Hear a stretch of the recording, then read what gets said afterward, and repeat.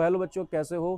मौसम अच्छा है, कोचिंग की छत पे थे, तो इस अच्छे मौसम में एक अच्छा क्वेश्चन आप लोगों के लिए याद आ गया, तो मैंने सोचा यहीं पे रिकॉर्ड कर देते हैं।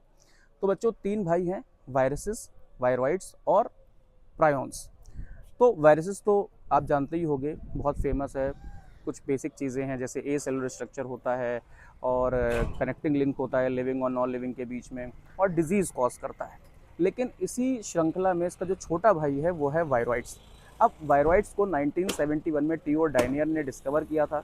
छोटा भाई मैं इसलिए बोल रहा हूँ क्योंकि इनका जो जेनेटिक मटेरियल है, जो कि आरएनए है, उसके ऊपर कोई भी प्रोटीन कैप्सिड नहीं होता। तो प्रोटीन कैप्सिड ना होने की वजह से मॉलिक्यूलर वेट और साइज ऑब्वियसली कम हो जाता है। अब इसी श्रृंखला में प्रायॉन्स भी वायरस का एक भाई है। लेकिन प्रायॉन्स का एक खास बात यह है कि प्रायॉन्स का जो मॉलिक्यूलर वेट है और जो साइज़ है वो बिल्कुल वायरसेस की तरह ही होता है, वायरसेस से अलग नहीं होता है, या ना ही ये वायरसेस से छोटे हैं।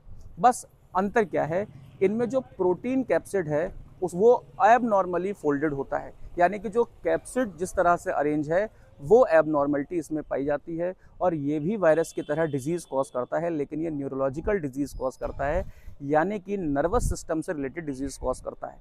एनसीईआरटी में आपके 2 एग्जाम्पल दे रखे हैं इसके। एक है बोवाइन स्पॉन्जीफॉर्म इंसेफेलोपैथी, जो कि कैटल्स में होती है, जिसे हम मैड काउ डिजीज़ कहते हैं, और इसी डिजीज़ का एनालॉग पाया जाता है ह्यूमंस में, जिसे हम CR जेकब डिजीज़ भी कहते हैं। तो ये इंपॉर्टेंट है, बाकी ध्यान रखिएगा।